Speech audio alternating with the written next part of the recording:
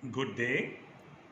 My name is Murugappan from the Murugappa Group, and I have been requested by the Southern India Chamber of Commerce and Industry to share thoughts on manufacturing, particularly in these times where we are all being faced with an unprecedented situation of the coronavirus COVID 19. We are all under lockdown, and it is likely that we will be able to get back to normal working only after the first week of May. I do know that some industries, particularly in essential commodities and services, and industries where there are export orders, and also industries where they are located, particularly in zones which have not been so intensely impacted by various virus cases. These industries have been allowed to operate, but nevertheless, I think it's very important, regardless of the situation each industry is in, that we must address a few fundamental issues. I will restrict my comments to the manufacturing industry in particular.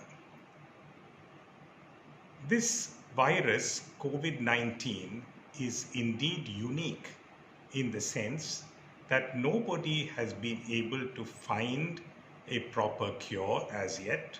And it's quite clear that the vaccine is going to be at least a year away. And hence, what is most important in my view is that we must ensure the safety, security, and good health of all employees in our respective companies. Secondly, we must cooperate and adhere to all the public health norms and the policies that have been set out by the government, both at the center and in the states, and further into the districts and the regions wherever we all operate. This is absolutely essential because if we do not follow this discipline, then we actually are doing a great disservice not only to the business but to our entire nation and to our fellow human beings.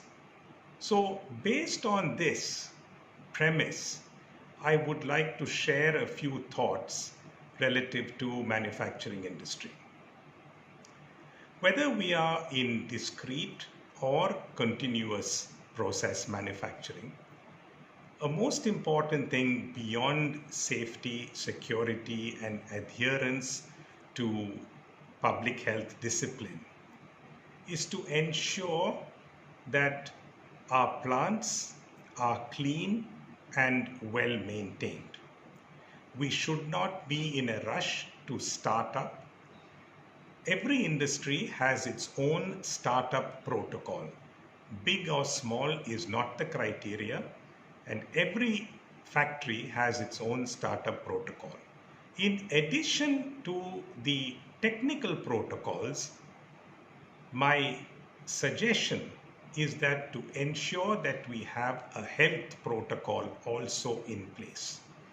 This health and hygiene protocol may be easy for some of the larger industries, but for some of the smaller industries, it may not be readily possible. Here, I would suggest that industry clusters work together either in industrial estates or industries work together with their major customers if they are critical suppliers, so that the health and hygiene protocols can be ensured even in the industry locations wherever they are. This is extremely critical because if, God forbid, there is any kind of infection that is detected, then it will cause that industry to have to shut down temporarily. And this is something that we do not want, and the government also does not want it, and society does not want it as such. There are many areas where manufacturing industry must focus attention. First and foremost, like any business or industry in these unprecedented times, we have to conserve cash resources. It's a common saying that cash is king. In my view, cash is emperor, not just king. We must therefore conserve all our cash resources. Now, how do we do this? We have to get into an enormous amount of detail. We talked about startup protocols and health and hygiene protocols. The next is we must look at our supply chains very, very carefully. And when I say supply chains, these could be right from raw materials, intermediary products, components, and the logistics involved inward and outward, etc. Ensuring safety, health, and hygiene, these material supplies will also have to be ensured. Now, it is very difficult for us to hold large inventories, so because some of these supply chains may not necessarily be local or regional. These supply chains could also be global. So therefore, there is a tremendous amount of work that will go into ensuring the supply chain is properly addressed and progressively well oiled as we return to normalcy. There will be many hiccups, but we will have to deal with this very carefully, and this can be done only with continuous dialogue with our suppliers.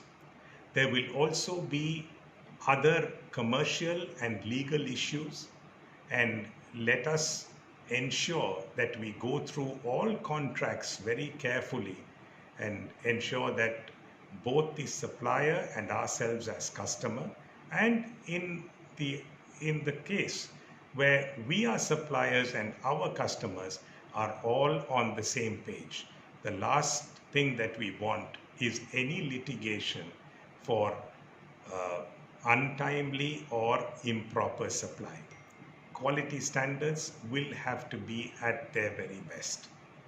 So while we go through these difficulties, we cannot give up on the fundamentals of our business, which will ensure good quality and good service. On the customer side, we may be supplying to OEMs, we may be supplying to the reseller trade, who are in turn selling to other customers. Naturally, customers buy because of the consistency of product and its quality as depicted by the brand, and therefore, in order to ensure that the promise of the brand has a very disciplined organization behind it is extremely critical. The need to communicate with our customers and the customers of our dealers or distributors or resellers together with such resellers becomes very, very critical. Therefore, at this point in time, when we are not invoicing much and therefore not collecting, and we are all priding ourselves about working from home, please ensure that we keep the communication lines absolutely clear and transparent. I think this will work. This will stand us very well when we get back to normal operation. There's always a question as to when we will get back to normal operation. Certainly, it will not be in the first quarter of 2021. We may get back to operation in the second quarter to the extent of maybe 30-40%, that is in the discrete manufacturing industry. Maybe some continuous processes or essential commodities could be better, but hopefully the third and fourth quarter could be better. And I think India's GDP growth will be zero, although the statistics show that it could be 1 or 1.1%. My view is that it will be zero, and therefore all the more reason why we have to conserve our cash reserves. We may have planned for capital expenditure as part of our longer term planning. Here again, cash reserves become extremely important.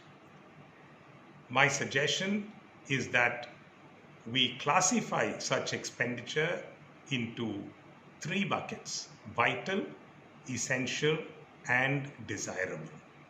We deal only with the vital capital expenditure at this time, provided we have the cash resources. Essential and desirable capital expenditure can wait till later when our industries are up and running at least a fair or optimum capacity and the cash reserves are bolstered. Clearly, our customers will be looking for timely supplies and they will be looking for good service.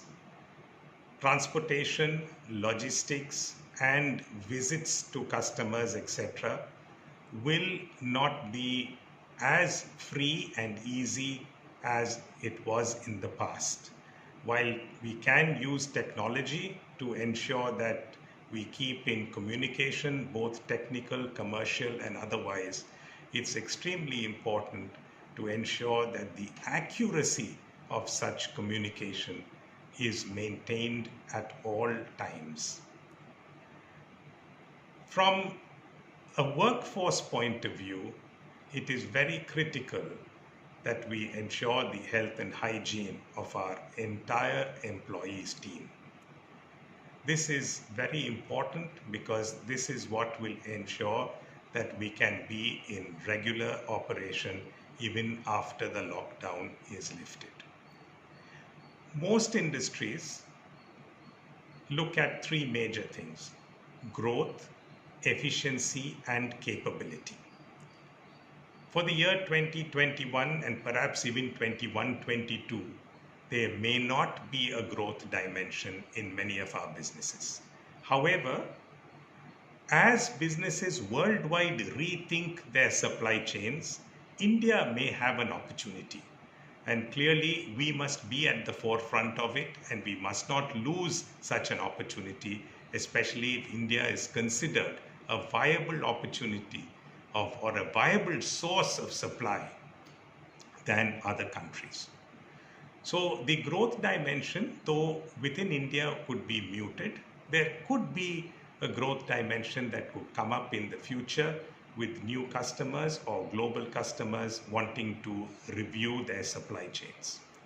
But however, during this time, we can address the efficiency dimension, which is purely internal, so that we are much more efficient with the limited resources that we have, both in terms of money and materials and manpower. So we must try and see how efficient we can get, and in this process also use this time to build the capability of our people. So manufacturing industry is no different than many other industries, except that there are factories, there are operating protocols, there is machinery, but over and above all this is the human being, and therefore, while doing all this in a very, very disciplined manner, we should ensure safety and security of all employees and adhere to all public health norms and government regulations. I cannot predict what the future will hold. Every day brings new learnings. But what will be important is that, like the Southern India Chamber of Commerce has taken this initiative to share thoughts amongst its members, we all should share our thoughts freely so we can all benefit by some collective wisdom. Good luck and thank you very much for this opportunity.